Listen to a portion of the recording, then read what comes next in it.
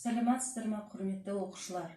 Ибрай Алтынсариннің 180 жылдығына байланысты тұңғыш ағартушы ұстаз атты шарамызды бастайық. Іс-шараға 4-ші сынып оқушылары қатысады. Қазақстанда кітапхана ісінің негізі әсіресе мектеп пен училище кітапханаларының алғаш ұйымдастырушы мен қалаушы, тұңғыш ағартушы ұстаз, этнограф, жазушы Ибрай Алтынсарин еді. Ибрай Алтынсарин оқытушылардың рухани дамуына күнделікті қамқор жасай отырып, мектеп пен кітапханаларды қазақ халқының әдебиеті мен мәдениетінің ошағына айналдыруға тырысты. Мақсаты жас оқырмандарды кітап сарқылмас қазына екенін, білімнің кітап арқылы берілетінін ұғындыру. Ибрай Алтынсарин 180 жылдығына байланысты шығармаларымен таныстыра отырайық. Ибрай Алтынсарин, шын аты Ибрахим, 1841 жылы туылған. Қазақтың аса көрнекті ағартушы, жазушы, мұғалім. Ибрай Алтынсарин қазақтың ағартушылық тарихында мектеп қалыптасуына терең із қалдырды. 1841 жылы қазіргі Қостанай облысының аумағында дүниеге келген. 1889 жылы қайтыс болған. Ибрай Алтынсарин, кел балалар оқылық. Бір Аллаға сыйынып, кел балалар оқылық. Оқығанда көңілге ықыласпен тоқыл. Істің болар қайыры, бастасаңыз алалап, оқымаған жүрегі қараңғыны қармалап, кел балалар оқылық. Оқығанда көңілге ықыласпен тоқыл. Оқысаңыз балалар, шама шырақ жағылар, тілегенің алдынан іздемек табылар. Кел балалар оқылық. Оқығанда көңілге ықыласпен тоқыл. Мал дәулеттің байлығы бір жұтасың жоқ болар, оқымыстының байлығы күнегіңде көп болар, еш жұтамақ жоқ болар.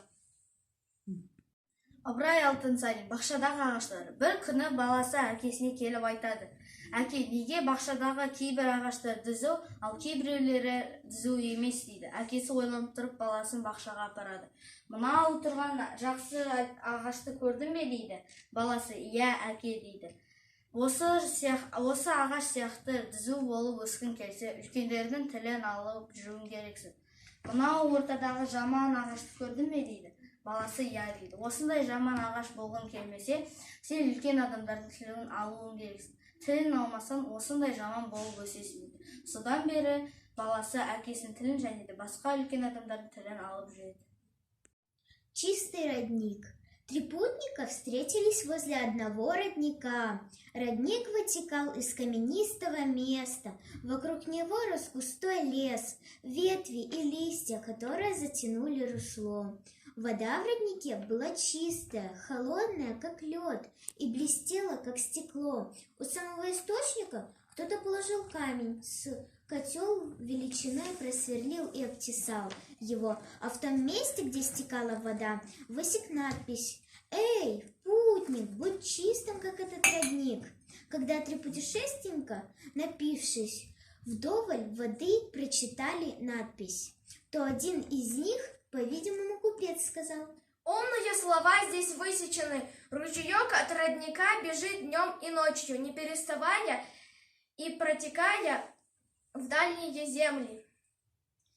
И чем дальше течет, тем больше вливается в него других ручейков. Таким образом получается большая река. И такой вывод для вас. Будьте трудолюбивыми, никогда не ленитесь, трудитесь, не сдавайтесь никогда не останавливайтесь. И если вы будете таким, то станете великим». Вот о чем эта надпись, как я разумею, говорит. Второй путник был бедный, мулой. Он качал головой и сказал: «Нет, я думаю, не так смысл этой надписи, как вы предлагаете. Этот родник, который служит всем, кто изнывает от жары, и даст прохладу и усладу, и он не от какой ждет награду. А если так, то смысл этой надписи таков: если делаешь кому-то добро, то он ответит тебе тем же». Вот такой это смысл надписи. Третий путник, стройный, красивый юноша, стоял молча. Товарищи спросили его: «Что ты думаешь?» Юноша ответил так: А я думаю иначе. Если бы этот родник стоял на месте, то трава и мусор загрязнили бы его, и люди, и животные не любили этот родник. Ну, так как он течет днем и ночью бесплатно, из-за этого люди его и любят. Я думаю, что надпись гласит так. Держи свою душу открытой и ледяной, как этот родник. Когда смотришь на этот родник, видишь лучи солнца, которые блестят, и травы видишь, которые блестят. И думаю, что вот так гласит надпись на камне.